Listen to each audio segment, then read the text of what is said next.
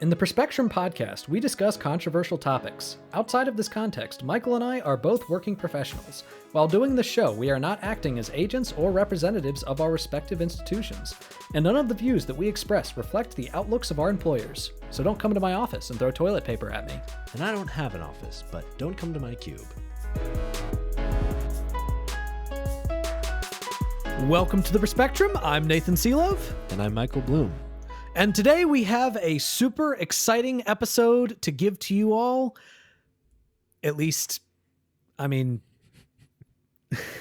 It's exciting. This is exciting. We're talking about fucking Trump. But you got to talk about Trump. But I hate talking about Trump. But I love talking about Trump. But I hate talking about Trump. But I love that I hate talking about Trump. And I hate that I love talking about Trump. And fuck Trump. I hate this. I feel like we're talking about the Trump indictment. Yeah, that is definitely America's relationship with the Trump show, I think. Yeah. It's just like... Yes, but we're the Perspectrum, not the Trump. So true. Although when you type out the Perspectrum podcast, it definitely says Trump in there. Yeah. If you do make it all one word. So that's a little Well, that's because we started the podcast like when he was like I think it was like right in the middle of the impeachment hearings. Something like that. I don't really remember. It was so like we were ago. So like first segment was always like Trump impeachment. We're just like, fuck. Yeah, there was a period where we just talked about Trump impeachment for forever. And that was just the first time. And we barely even touched on it the second time he got impeached. But we've been talking about like all of his indictments because it's actually the closest we've ever gotten to him potentially seeing some consequences for his terrible actions. So that's at least something. Yeah. And for our second segment, I promise you we will be doing a subject that is completely devoid of Trump in every possible measure of the word and the sense of the word, of the man, whatever. We will be talking about vacancy taxes and what the hell that is. Yeah. Yeah. And if that sounds boring, it's not. It's a policy deep dive. The classic Perspective policy deep dive. Yeah. It's a classic Perspective policy deep dive. So make sure you stick around for that. But first, let's talk about the damn indictment. Yeah. And in case any of you are thinking, wait a minute, didn't you already do a segment on the recent Trump indictment? No. We're talking about the more recent Trump indictment. We're not talking about the other Trump indictment. We're talking about the newest Trump indictment. And when the indictment comes down from Fulton County, Georgia, that will be a different indictment, which we might have to do another segment about.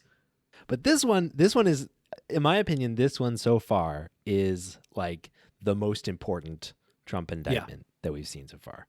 So last week, special counsel Jack Smith released the indictment of Donald Trump from a grand jury, specifically for his alleged plot to overthrow the 2020 election.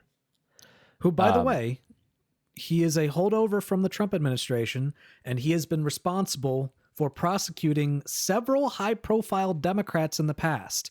So let's go ahead and put the baby to rest on this is some partisan hack who just loves Democrats and is a total socialist. No, this is a Republican who has prosecuted Democrats in the past. Yeah. And he's a special counsel because that means he gets to operate kind of insulated and independent from Biden's DOJ. Which is good. Which is good. That's the whole goal. And it serves to avoid claims of conflict of interest and politically motivated prosecutions. That is the kind of thing and safeguard that is implemented in, proper democratic republics that respect the rule of law.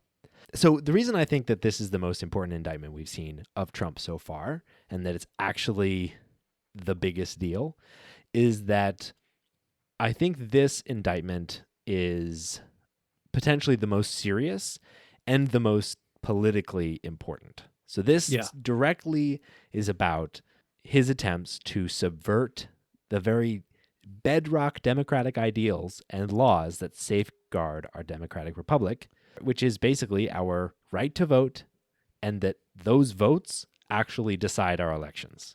The thing that makes us a democratic republic and not, some other form of government is exactly the thing that Donald Trump was assaulting as in response to losing the 2020 election. But here's the thing, Michael. Any citizen has the freedom of speech to express whether or not they believe they were cheated out of an election. Mm-hmm. Any private citizen can say that the election was stolen. Any official can say that the election was stolen. They can spread that wherever they want. They can discuss it on larger platforms. And in fact, there have been many cases in which plenty of Democrats have, looked at elections and pointed to them and said, hey, that was stolen, or that was unfair, or the results are tainted. Mm-hmm. Stacey Abrams comes to mind Mm-hmm. when she made accusations in the Georgia election. Yeah. Hillary Clinton comes to mind when she questioned whether or not it was legitimate that Donald Trump won via the Electoral College and not via the popular vote. Mm-hmm. The biggest example that comes to mind is Al Gore. Mm-hmm. And all of those Democrats had the right to speak out against the election, but somehow Donald Trump is coming out and speaking out against the election, and he's being prosecuted for it. So here's why that's bullshit. Yeah, that might be a relevant point, Nathan, if you just read like the first paragraph of the indictment, or not the first paragraph, but the first, one of the first important paragraphs, which is, quote, despite having lost, the defendant was determined to remain in power. So for more than 2 months following the election day on November 3rd, 2020, the defendant spread lies that there had been outcome determinative fraud in the election and that he had actually won. These claims were false, and the defendant knew they were false. So if you're just reading that and you're on Fox News, not doing your job, and just reading that piece, you might think, wow, I cannot believe that in America, the United States of Star-Spangled Awesome America, we are prosecuting someone for political protected speech. But as Nathan alluded, that's fucking bullshit. And you know that if you read just, to page 2 of the indictment, which literally on page 2 is pretty easy reading, honestly. Like, this is paragraph 3. Quote, the defendant had a right, like every American, to speak publicly about the election and even to claim falsely that there had been outcome determinative fraud during the election and that he had won. He was also entitled to formally challenge the election results through lawful and appropriate means, such as by seeking recounts or audits of the popular vote in states or by filing lawsuits challenging ballots and procedures. Indeed, in many cases, the defendant did pursue these methods of contesting the election results. His efforts to change the outcome in any state through recounts, audits, or legal challenges were uniformly unsuccessful. Yes, that's the indictment. That's the prosecutor in this case agreeing with Nathan and agreeing with like Republicans and Trump that you're right. You have a right to talk even falsely about like political things like this. Well, so you might wonder, fuck. Yeah, you might wonder there goes the entire defensive strategy for right-wing commentators if they had any regard for the truth and had any level of integrity. Yes, because it is just not about free speech at all. And if you listen to Trump, if you listen to right-wing commentators, they're trying to make this whole issue about persecution, not prosecution, persecution of Trump as a political actor. Yeah. But it's pretty easy to dispel those claims, and I want to just quickly get through them. Because, yes, Jack Smith acknowledges it in the indictment, and that would be pretty fucking dumb if you were, the prosecutor and you specifically say, yeah, the defendant had the right to do all the things that the defendant did and that I'm charging him for. But the thing is, he's not being charged for his speech, at least not any protected political speech. His speech is being used as evidence, but it's not what he's being charged with. Exactly. That's I think that's so important. So there are all kinds of speech that can be a component to a crime. And we accept those very reasonably. And we don't really think of them as limitations on free speech, but crimes that can involve speech, which may seem like a little distinction. So let me put it this way. If I very publicly said, I hate Michael and I'm going to murder him, and then 2 weeks later, Michael turns out dead, most likely, if I were to be arrested for that, the prosecutors would use me saying, I hate Michael and I want him dead in that trial as proof, as evidence. Yes. as evidence that I was the perpetrator. Exactly. And what it would be evidence for is a motive or an intention to do something. And so exactly. I think that's like a really great and clear example. And it's an example that shows up in all kinds of crimes that involve speech. So basically the important combination is like speech as evidence, spoken at certain times and in certain contexts, that when paired with a particular state of mind for which the speech is evidence, become criminal. Like perjury, for example, or fraud, or conspiracy. Like, it's not illegal to lie, but you can't lie to Congress or to officials or in a court of law. If that's perjury. If you're under oath, exactly. And you can't lie on legal documents. That's fraud, right? And it's not illegal to say, to Nathan's point, we should rob a bank.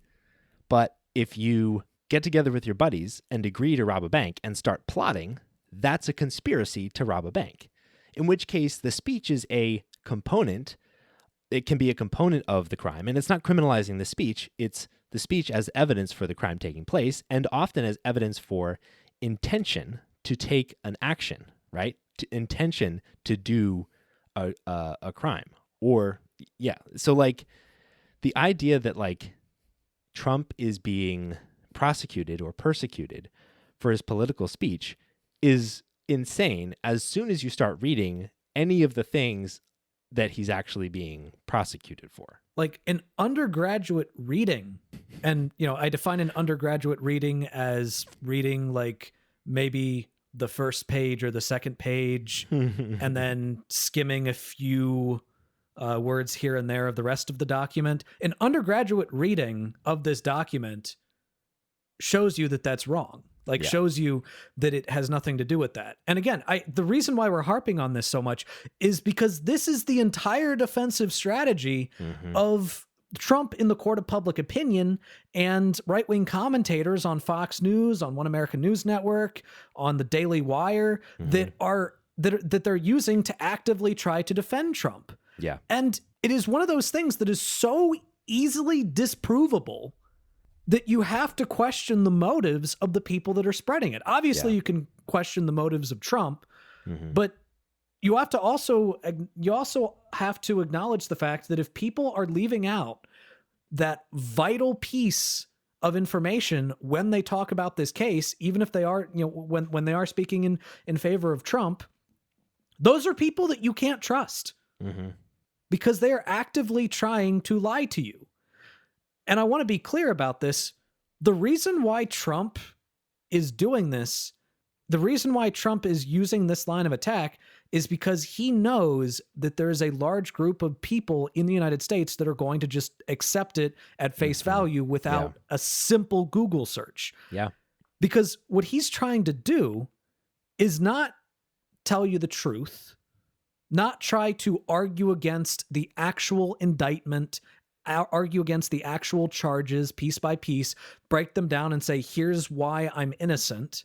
What he's trying to do is he's trying to win the court of public opinion so that he wins the presidency and he can pardon himself. Yes. That's the strategy. Yeah. Because he believes at this point that the only way he's going to stay out of jail, and he's probably right about this, is by becoming president and either using the, forcing the Justice Department to shut down the investigations, or by pardoning himself, or some combination of the two.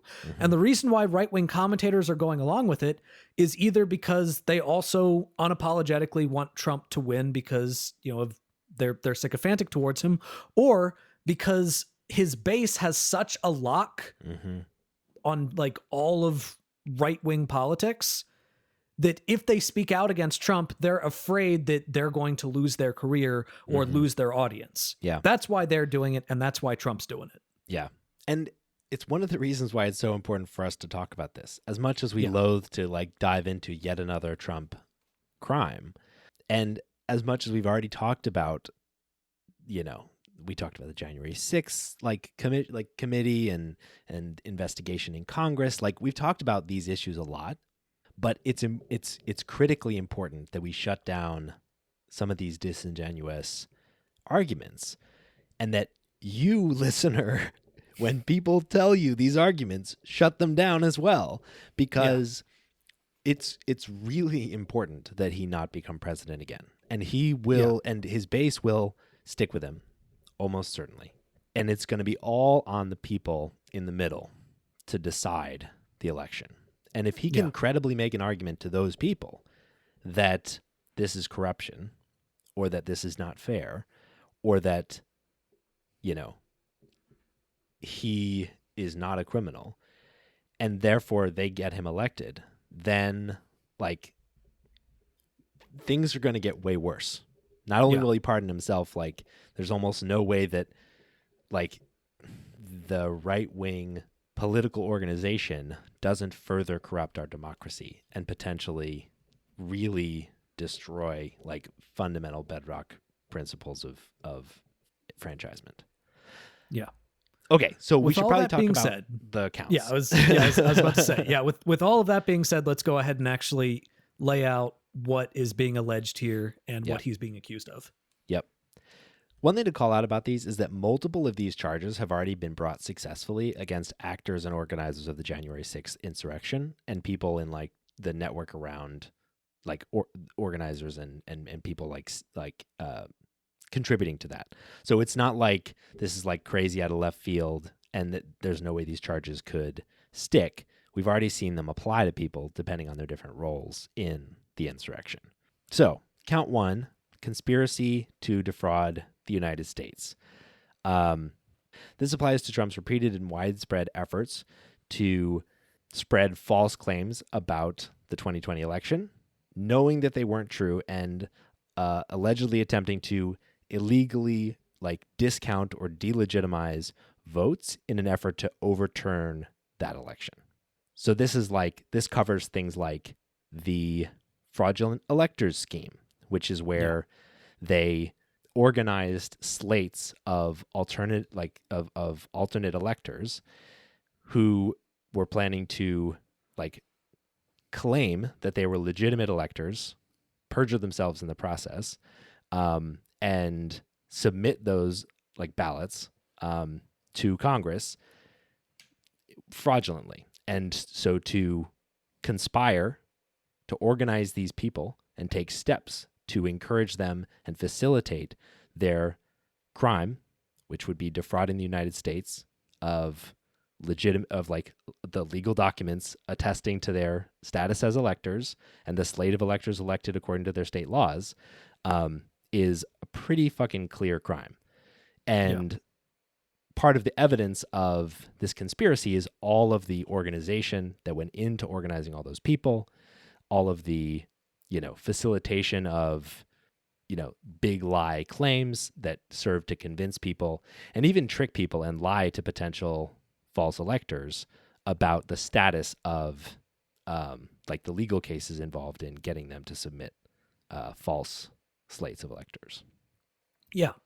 On top of that, there was also an instance where Trump had pressured officials in the Justice Department to send letters to various different states, mainly the swing states that decided the election, falsely claiming that the U.S. Justice Department had a reason to believe that there were irregularities in the 2020 election, and basically using that as a justification for trying to push those fake electors. Mm-hmm.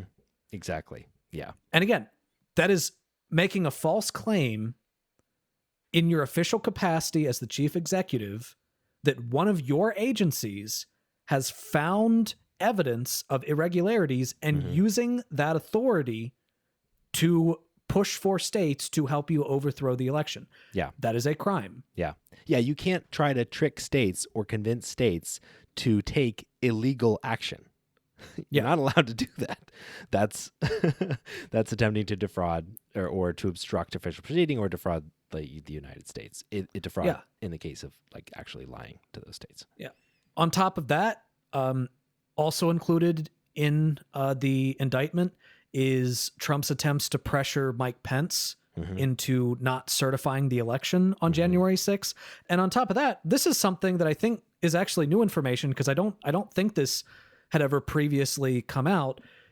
The night of January 6th, or like hours after the January 6th riots, he called legislators in the House of Representatives to pressure them into rejecting the election and trying to cite the violence on January 6th as basically a random excuse. Yeah. So again, he is interfering. He's using his power as the the power of the presidency to interfere with an official election proceeding. Yeah. Exactly. That's a crime. Exactly. It's so obviously a crime when you put it that way. And it's like the Electoral Count Act like says when the certification has to take place. It lays out how it has to take place. And so attempting to obstruct or actually obstructing the lawful administration of a proceeding that has to occur, it legally must occur, is clearly an attempt to or actual obstruction of an official proceeding.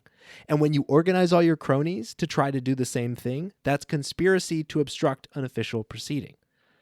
Those are two of the counts in this indictment. And they're so clearly like laid out and true, not just according to the indictment itself, but according to everything that we already fucking know about Trump's behavior leading up to the January 6th insurrection. Like, that's the crazy thing about this. No one is contesting that these things didn't happen. Like, Trump is not saying like, no, I didn't try to, pressure the Congress or the Justice Department or Mike Pence to overturn the election. What he's claiming is, I thought that I could do that. That's his best legal defense. The problem is, as is clearly laid out in the indictment, he didn't. Yeah.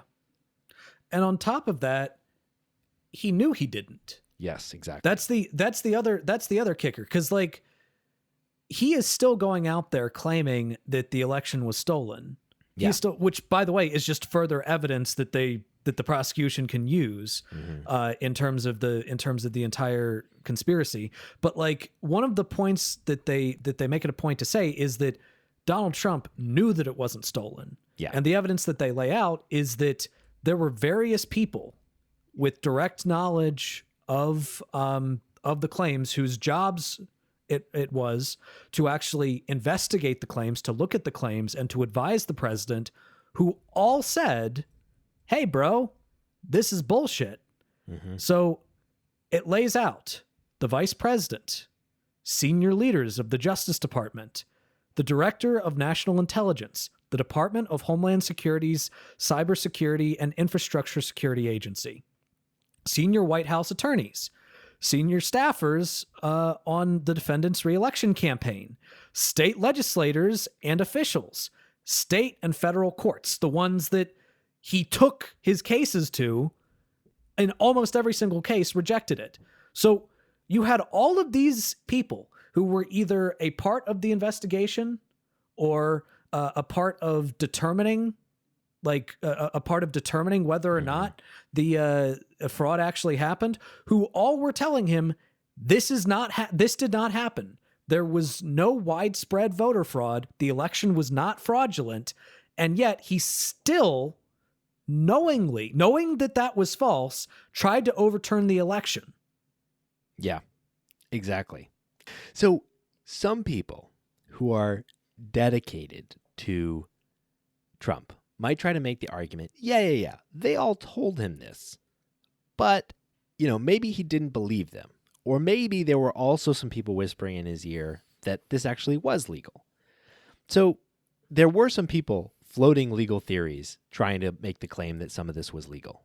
Uniformly, these were clearly rejected by people in positions of authority, lawyers, the Justice Department, all these people saying no, these are in fact not legal.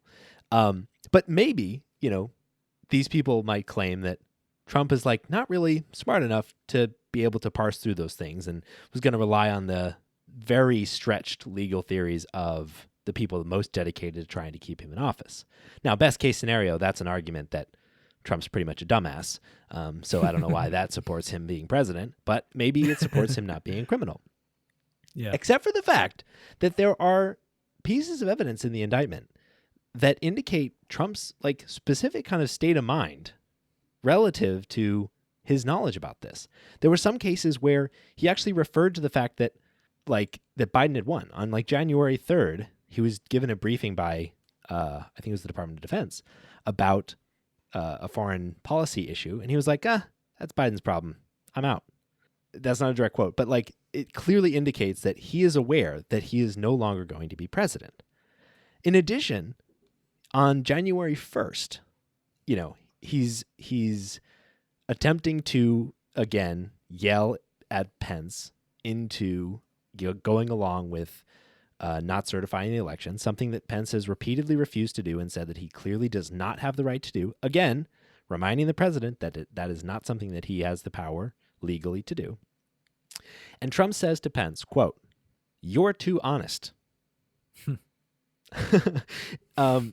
And then proceeds to tweet out about how people have to come out to the rally on January 6th and all that stuff. Nathan, when someone is telling you the truth that you think is true and that you agree with, do you usually tell them that they're too honest? Not generally, no. Not generally.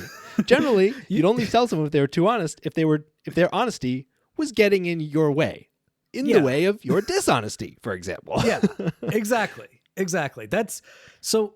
It's definitely a knowing conspiracy. Now, like at this point, I don't know if he's so much of a pathological liar that he actually does believe this now. Yeah. But clearly at the time he didn't. Yeah. Like he might be truly deranged to the point where he has convinced himself that he actually won, but like he did not think that at the time. And the indictment clearly shows that. And what I think is really interesting about this indictment is I remember us covering all of this stuff as it was happening. And I remember like in almost every instance just being like, how the fuck is this not a crime? Like I remember like specifically saying like when he did the phone call with Georgia and said like, find me 11,000 votes. I was like, if that's not illegal, it really should be. And what's interesting about this indictment is like he lays out key parts that we all kind of watched happen in real time, and we all were kind of like, how is that okay? Like how is this not breaking the law? And he says, well, actually, it is breaking the law because you're interfering with an official proceeding. And it's like, oh, so I'm not fucking crazy. Yeah, exactly. It's just that the law moves really fucking slowly. And I think that's another part that Trump has been using as part of his defense. Basically, it's been 2.5 years since he left the White House. Why did it take this long for the indictment to come out? Part of that goes along with the idea that he is claiming, I should say, that this is just about election interference for the 2024 election. And the reason why they waited so long to do this indictment is so that the trials and the potential prosecutions and the potential sentencing would happen around the time as the election, around the same time as the election. So what's kind of interesting is that Smith actually kind of, I think he kind of like indirectly addresses that, because right now the prosecution is asking for a speedy trial on this. They want this trial to go to set off this January, or this coming January, which in terms of major court cases, that's pretty soon. Yeah, for sure. Other court cases, other indictments that we've talked about in the past are subsequently going to happen in March and in May. But they're hoping to do this in January. And part of it is because Jack Smith is basically making the argument that because this is such an egregious issue that is regarding the integrity of American democratic elections and the very bedrock of democracy, this is something that needs to happen as soon as possible. Now, it doesn't seem like he's directly acknowledging the fact that this is something that people should, the outcome of this court case is something that people should know for the election. But I'm going to go ahead and say it. The outcome of this court case is something that people should know before the election goes off, because we're talking about somebody who is being charged with conspiracy to defraud the United States, conspiracy to overturn a democratic election.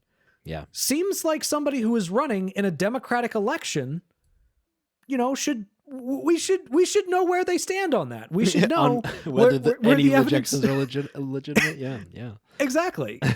So I think it makes absolute sense for this to go off right now. And yeah, to some extent, that might be a political question, but I mean, we're talking about the future of democracy here. We're talking about the legitimacy of democracy here. Yeah. We're talking about somebody that does not believe in democracy, does not care about democracy, allegedly. And that needs to be in people's minds when they're voting, because it might be the last time you vote.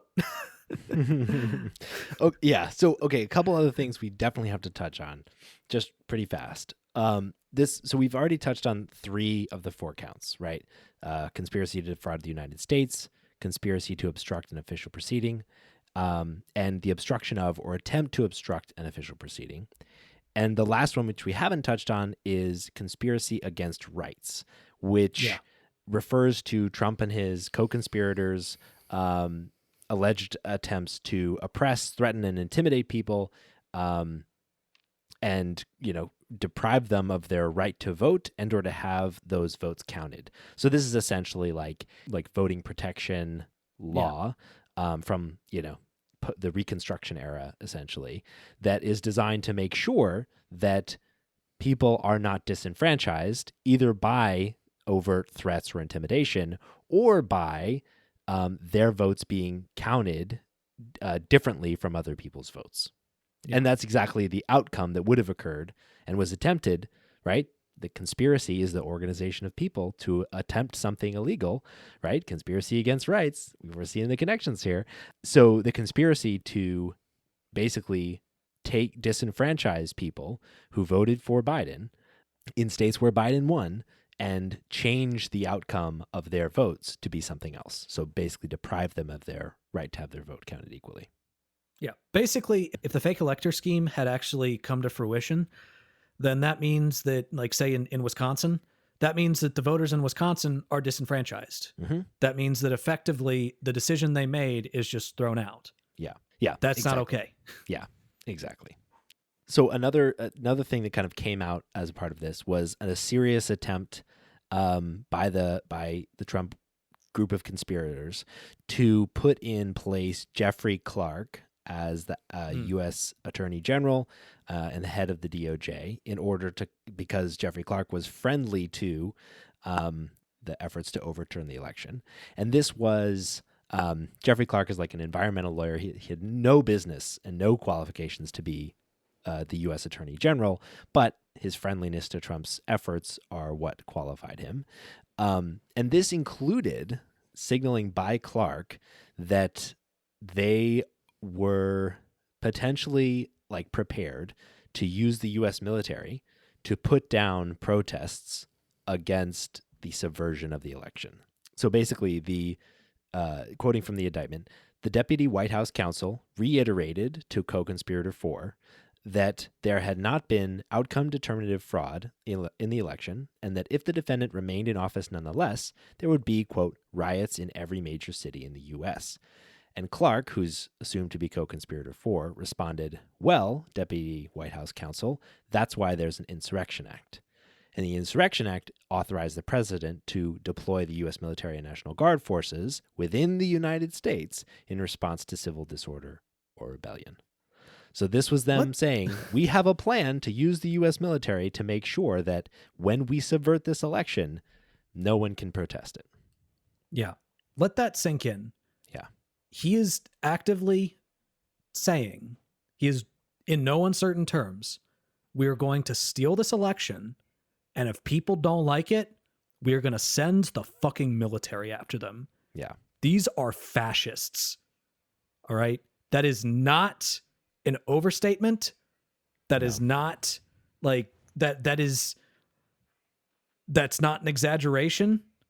Stealing an election and putting down people who protest it. Mm-hmm. Fucking fascism. Yeah. Yes. And there's so much more we could say about this indictment. Everybody should read it. This is a historic indictment, and it's only 45 pages long, double spaced. That's like not very long. You can read it.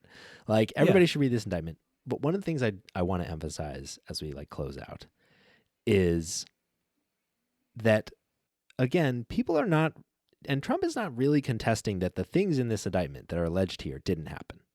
There's plenty of evidence from the Jan 6 Commission and the investigation there, from Jack Smith and his investigation, and a grand jury has found that there's enough evidence that these things happened to bring an indictment. There's plenty of evidence that this occurred. So regardless of whether a jury ultimately finds that this escalated to a level of a crime and is worthy of imprisonment, these facts, as alleged, which are again not disputed by pretty much anybody, should disqualify someone from being the president of the United States. Perhaps not legally. There's no law that would prevent him from being the president of the United States then, but certainly on principle. These are things that are antithetical to the very existence of an elected president in a democratic republic. You shouldn't be able to rule and be the head, the legitimate leader of a free nation if you actively work against that nation and its ongoing survival. At this point, Trump being president in a democracy would be like a vegan being a butcher. And now it's time for a more lighthearted segment, Good Actually. So Nathan, why do we do Good Actually? Well, Michael, we do Good Actually because the world sucks. Yeah. Boo. Boo world. Screw the world. But sometimes, if you look really closely, you might see that there's behind that big pile of shit that is the dumbest timeline that we all currently live in. Sure. There's actually something kind of nice behind it. A littler, cuter pile of shit. Exactly. So then you wipe that up and maybe you find a little shiny penny and you're like, hey, I found a penny. Yeah. That's good luck. And it's a heads up penny.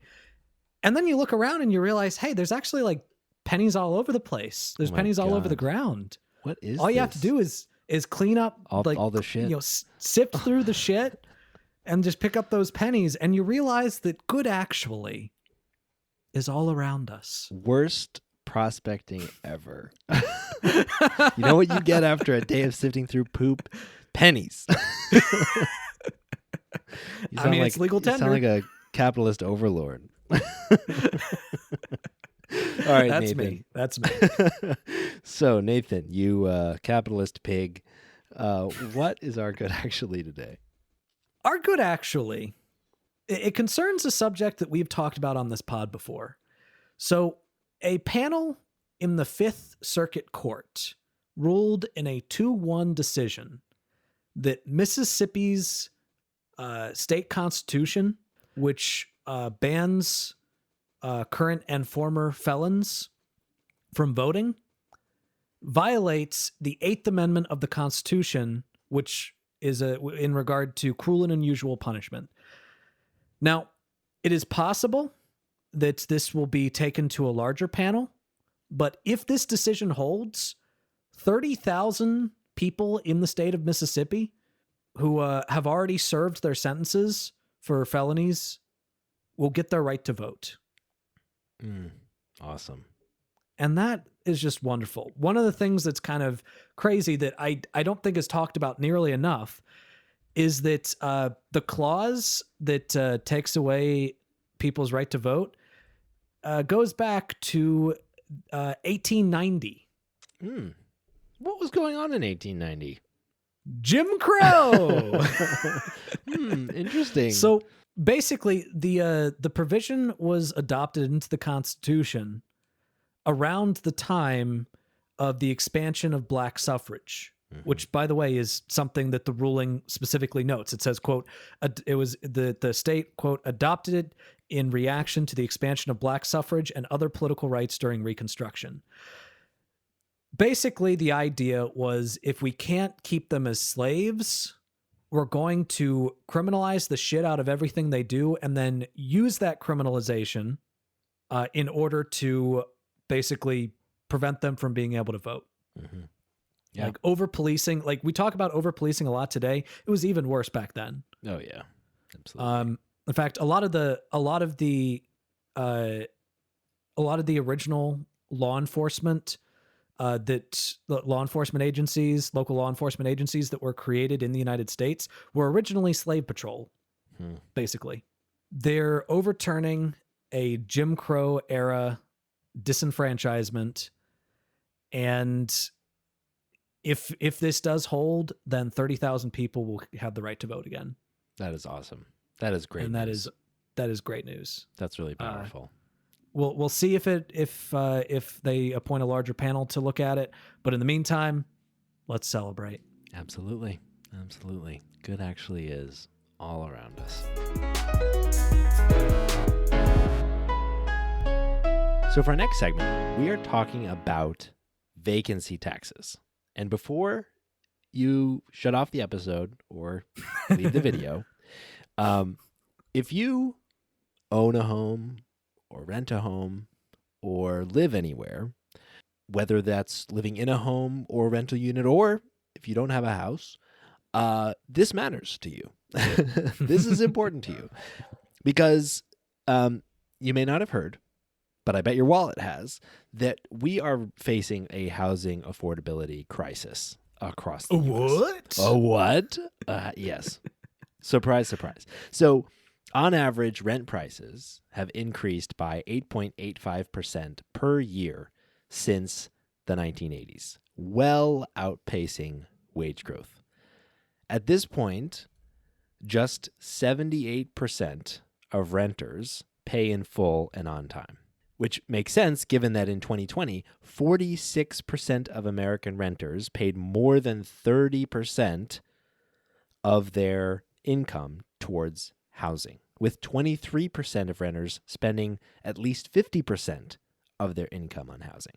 And that 30% bar is what the U.S. Department of Housing and Urban Development defines as, being overburdened by your housing costs. So ultimately, renters just over the last 5 years have seen an 18% increase in their average rent, which even outpaces inflation and definitely outpaces wage growth. And so we have this really big problem where people just can't afford places to live, or renters can't afford places to live. And we see it in home ownership as well. A lot of people are thinking about this issue and thinking about how to solve it. And it's pretty complex. So we wanted to dig into an idea that's kind of getting traction, which is around taxing vacant units. Yeah.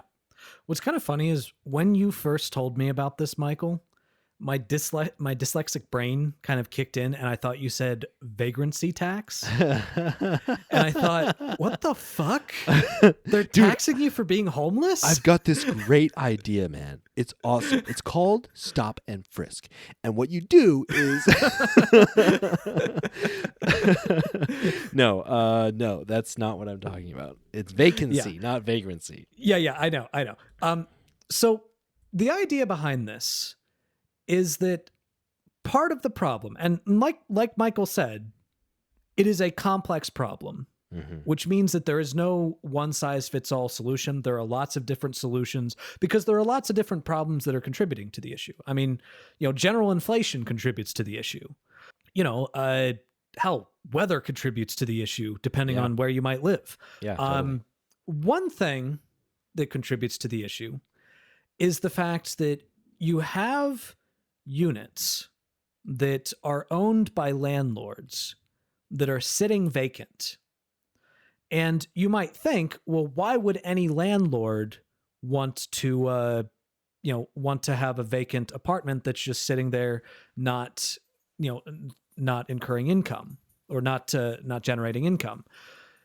And the reason is that because the market is so inflated right now, Mm-hmm. that it is difficult to find renters that can actually afford to live in those apartments Yeah. for the price that you're charging. Mm-hmm. When a renter can afford to do that, you let them in. Yeah. But the issue is, if you lowered your prices for that apartment in order to attract more renters, then you'd also have to lower it for apartments for other people, for Mm-hmm. people that can afford to pay. Yeah. And in many instances, landlords have made the financial decision that it is actually more advantageous for them to keep some of their units vacant and continue to charge exorbitant prices for their current renters than it would be to lower the prices for everybody. Mm-hmm. And Yeah. that represents an issue when we're talking about homelessness and, of course, an inflated renters market. Yeah, totally. And it kind of becomes pretty clear when you start thinking about it that way. Because Michael Lenz, who's an associate professor of urban planning and public policy at UCLA, described kind of the construction side of the thing like this. In a hot housing market like Los Angeles, we're building too many quote unquote luxury housing units. And we're only building for a certain market segment at the very top of the income range and the price range. And we're overbuilding in that sector, and we're not building enough for people who are of lower means. So if we're building too much, a lot of that stock goes unused and remains vacant. And to Nathan's point, it's not hard to make the math go round if you're able to charge, 10 or 15% more on one unit than like the housing market supports overall, to be like, okay, well, I can let a unit go vacant if I can get 10 people to pay 10% more, and I'm not going to risk having to lower my rent costs. So like it's described in the housing market as speculation, or at least that's one name for it, which is essentially that you're holding out, hoping that rent will increase, that property values will increase, such that overall, by not renting it out, you can incur actually more money. And so the theory behind vacancy taxes is essentially attempting to incentivize or rebalance that set of incentives to make it no longer advantageous to leave a unit empty intentionally. Yeah. Yeah. So it's not forcing anything. Yeah. Yeah, exactly. Because that's one option, right? They could just say, there's a law that you're not allowed to have units vacant. Or they could say every single apartment building requires this many units to be of this price, or something like that. Like there are like laws that could force outcomes into place. But some of the problems with laws like that can sometimes be unintended economic consequences, like people not wanting to build a new building because or not wanting to build a bunch of units, or it can really adjust the market. One of the good things about a vacancy tax is that, generally speaking, builders of new construction are not planning for their units to remain vacant. If they were, they would build a smaller building that's cheaper to build. Yeah. So, they're not really accounting for the cost of vacancy anyway. So when you increase that cost of vacancy, you actually don't have a problem that a lot of people that are against vacancy taxes cite, which is that it would actually make the problem worse. So people that are against vacancy taxes will say things like, the real problem with the housing market right now is that there isn't enough new construction, and there's overall just a shortage of available places to live. And we're not building enough new places to live. And so overall, market, supply and demand would cause this to be a supply side problem where the cost of, buying these homes or renting these places, it goes up as a result of, lower supply and increased or, stagnant demand.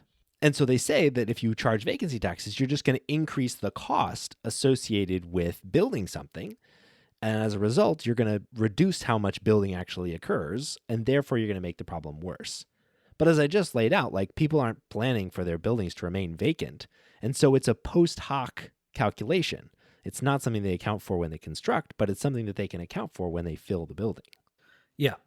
And one thing to note about this is that it also has been implemented in places around the world. Yeah. And we have seen some modest success. Yes. And I think that's going to be key. important for, for what we kind of alluded to earlier, which is the fact that because this is such a complicated issue, there's no silver bullet. For sure. So they actually did this in Vancouver, in Canada, and after doing it between the year of 2017 and 2020, the number of vacant homes went from 2,200 to 1,600. And furthermore, the idea behind the tax is you can use the revenue from that tax to basically try to offset other aspects of housing, other financial constraints of housing. So an analysis of the tax of another one in British Columbia found that within the greater Vancouver area, the tax revenue helped to add 18,000 rental units to the market. And that was between the year of 2019 and 2020. Yeah. So we've definitely seen some modest success. Now, to be clear, the thing that the main problem that this claims to solve is the problem with rental prices. Yes. Yeah. And so far, there hasn't been a lot of evidence that that particular area is actually being affected. Now, it has allowed for more rental units to be built, and it has reduced the number of vacant homes, or at least I should probably say, because so we don't get into the correlation versus causation debacle. These changes have coincided with each other. Yeah. I should probably say that these changes have coincided with each other, which means there's a very good chance that one did cause the other. But even if we are saying that one did cause the other, so far there hasn't been a lot of evidence that it's actually reduced overall pricing, but it has increased the amount available. Yeah. Interesting. That's really interesting. Yeah, I think the point about revenue is a key one as well. Like in cases where there's a lot of like vacant units for this kind of reason, you can, as a government, like take that revenue and figure out what the best thing to do with it is. If you've got a hot housing market like Vancouver, and I was just there a few months ago, the portion, like the population of people on the street that I saw was stunning. Yeah. It was like, it was perspective shifting. Similar in Los Angeles, you've got incredibly high prices and plenty of vacant properties, but yet people live on the street. And so like when you've got those combination of factors, you can take that revenue and go and put it into the housing market and invest in more low income housing or into, direct homes for people that don't have homes at that time. And so like I think that's like a pretty powerful potential benefit of this, even if it doesn't directly contribute, or it doesn't like causally or clearly contribute to the lower overall rents. You can attack like kind of the worst off that are experiencing this problem. Yeah. And this has also been approved in San Francisco and Berkeley, California. Yeah.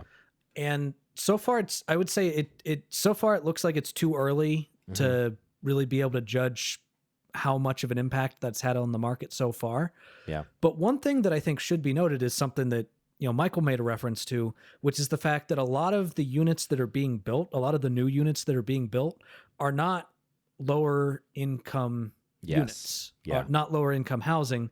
They're more luxury houses, which the people that need housing the most at this point are those lower income individuals. So what a lot of experts are looking at this and saying is that, well, okay, yes, the idea of a vacancy tax could potentially have an impact. It's had some modest improvements in Canada, but the biggest issue is the fact that there's just not enough low income housing to begin with. Sure. Yeah. So, a broader solution that could still work alongside a vacancy tax is you got to build more units. Yes. You got to do totally. more building. Yeah. Yeah, and more building in this price range. So ultimately, a vacancy tax is what it is a market correction to push down the cost of housing when there's excess supply in the market. But ultimately, or excess supply at a price point, because that's a key part of this, is that price point. So you push down the price of those units by making it more expensive to not fill them. But to Nathan's point, there's no housing solution that doesn't involve building more units. But one thing that I thought was really interesting, I saw a lot of arguments about like construction is the solution. And I think that's right. But I think like vacancy taxes can be a really useful part of the solution, because like if a counter argument, if the whole housing and affordability crisis is driven by the lack of sufficient construction, is basically saying, well, housing vacancy rates have gone down significantly, which they have. They were vacancy rate for rental units was about 10% in 2010. At the end of 2021, it was 5.6%.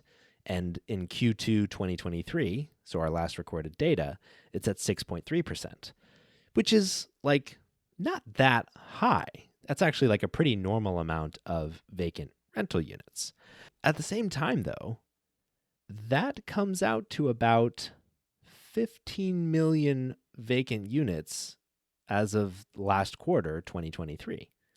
Like there's an estimate of, according to the National Low-Income Housing Coalition, there's an estimated shortage of about 7.2 million affordable available rental homes for low-income renters.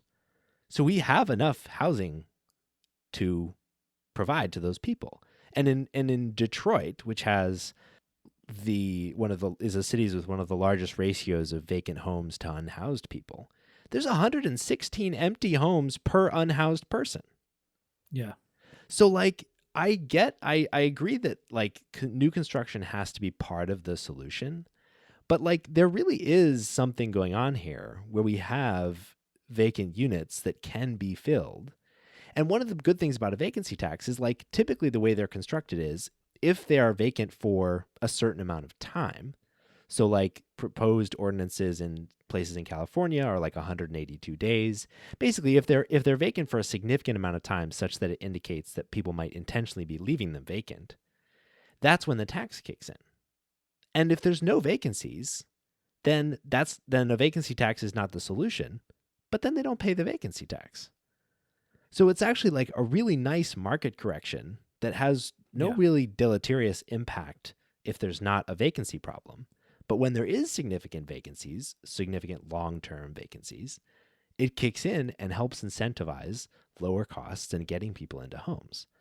So it's a pretty nuanced policy that actually like might have a pretty nice impact, but I totally agree with you, Nathan. It's not the silver bullet. There's just not enough homes for a vacancy tax to be the silver bullet.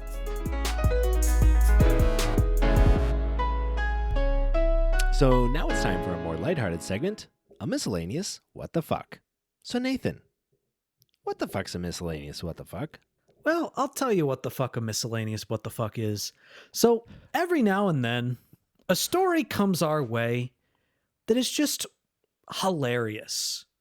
But the problem is, we have a segment for Asshat of the Week, which is dedicated to people who are truly heinous individuals. Mm-hmm. And we have a segment for Dershowitz bags, for people who, an award for people that just make really stupid ass arguments. But until we developed this segment, we didn't have a name for a segment where we could just look at it and laugh at it. Something that's miscellaneous that just makes you say, what the fuck? So, Michael, what is our miscellaneous what the fuck this week? Dude, this is a good one. It is not so often miscellaneous what the fucks or asshats or d-bags come from people at the fringes We Yeah. got conservative commentators, or we got like Trump's priest or something. Like, but this one comes from the heart of our governance. So let's lay the backstory. So back in June, Republicans voted to censure Representative Adam Schiff, a Democrat from California. And Democrats stood on the House floor shouting shame at their GOP colleagues for censuring Adam Schiff. While all of this was going on, Representative Eric Swalwell, who's a Democrat from California, was standing near the speaker's podium where our good friend Kevin McCarthy does his job. And apparently, Swalwell leans over to McCarthy and tells him, "This is pathetic. You're weak. You're a weak man." And there's actually like video that you can watch of him calling McCarthy weak. And apparently McCarthy was fucking pissed about this. And like one person that was there like said that McCarthy had, quote, he had a vein popping out of his head. So up until this point in the story, this has not been very funny. It's weird, but it would not normally make it on our show. But then the next day, see when I hear that, yeah, like I just imagine McCarthy turning to Eric Swalwell and kind of like a Marty McFly style and be like, "Nobody calls me weak." Well, that is what happened the next day. So, so this is a big day in the House, right? We've got Indian Prime Minister Modi visiting Capitol Hill for a joint address to Congress, right? Like, this is like a high-pressure scenario. And just before Modi takes the speaker podium, Swalwell's on the House floor and heading towards the bathroom. McCarthy heads over to him, and this is according to witness reports reported by the Daily Beast. McCarthy says to Swalwell, "If you ever say something like that to me again, I'm going to kick the shit out of you." Oh, God. So again, that's pretty fucking crazy. Just threatening another House member on the floor in front of the Prime Minister of India. But then shit gets crazier. It gets crazier? Yes, dude. That is like step one of this fucking thing. That's okay. Step one? Yeah. So another witness reported. These people make laws. They make fucking and laws. God, he's acting like a fucking middle schooler. Yeah. And they don't even have the decency to call it fisticuffs. If you're going to challenge someone on the House floor, you have to call it fisticuffs. Okay. So another witness reported, quote, "They were in each other's faces, basically nose to nose. And Swalwell says something like, 'Are we really going to do this?' Which is amazing." Like, you come in, and McCarthy responds. Yeah, that's what I'd be thinking too. Like, are you seriously fucking threatening me in like the Capitol? I know. Like, because I called you weak? Like, oh, because you know what a non-weak person does if someone calls them weak? They let it get under their skin to the point where they threaten physical violence. Totally. Yeah. At their job. At their in front of a prime minister. Okay. This is where it gets even better.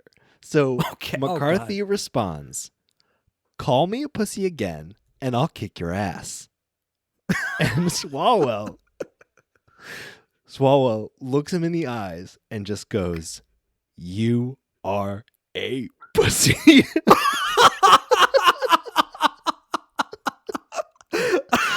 Oh my God.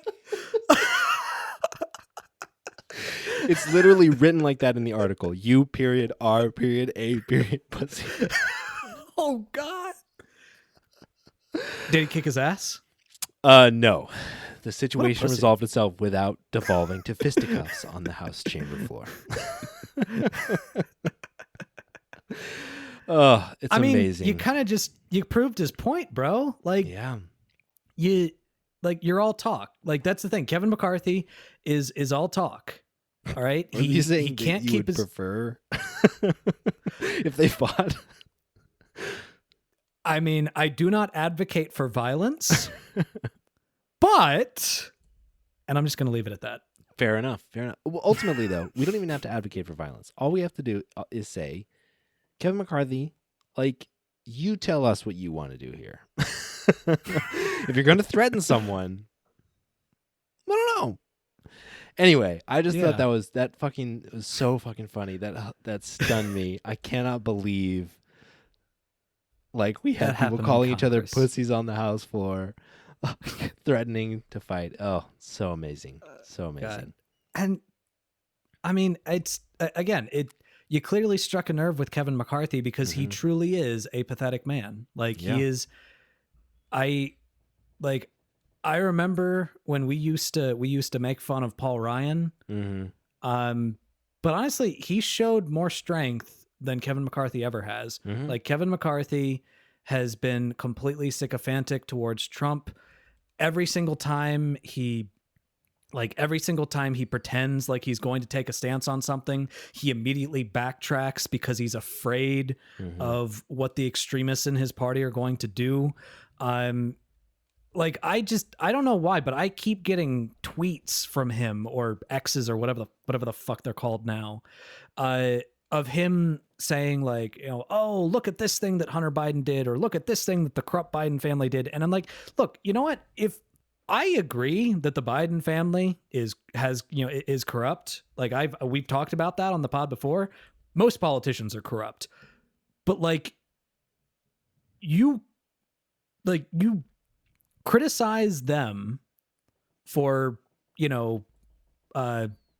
nepotism in terms of the law, or, in terms of getting a good deal in terms of the law. And you actively defend Trump for sending a violent mob to to storm you, to storm the fucking chamber that you work in. I don't think that any other word could be more appropriate for Kevin McCarthy than weak. He is a weak, pathetic human being, and clearly Swalwell struck a nerve with him. Yeah. I mean, if like people try to fire me 15 times, I'd probably be pretty sensitive about it too. Yeah. And So you know what, Kevin McCarthy, I know that you're listening because you're a huge fan of the show. Huge fan. I just called you weak. What the fuck are you going to do about it? Coming for you. So that is a miscellaneous what the fuck. All right, so now we will end our show as we usually do with our highlights. So Nathan, what's your highlight this week?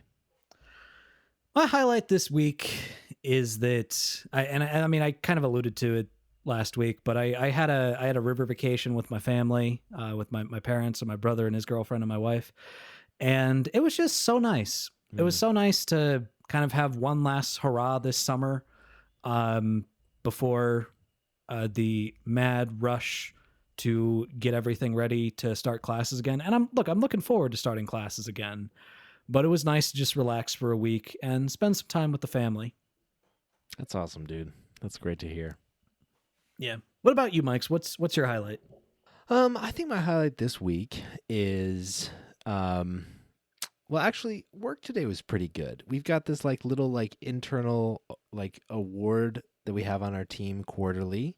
And I got it this quarter, which was awesome. It was really nice. It was Nice. like I was like nominated and selected to get the award. So that's pretty nice. Congrats, So, dude. Thanks, dude. Well Appreciate it. earned. Well Well, earned. it's, You're smart. You're a smart just guy. The capitalist situation, trying to not pay me and instead, well, I mean, they pay me, but you know what I mean. Trying to pay me less and get me to work and be dedicated anyway. But, we don't have to go down that trail. Silence. So thank you to all of the people that make this show possible. Our amazing patrons, Jerry DeViller, Kyle Chaska, Fade Out Scoop, Taylor Bloom, and Tobias Janssen. And thank you to our incredible editor, Kayla, for all they do to make this show possible. And thank you, dear listener, for listening to The Perspectrum. And you'll hear from us again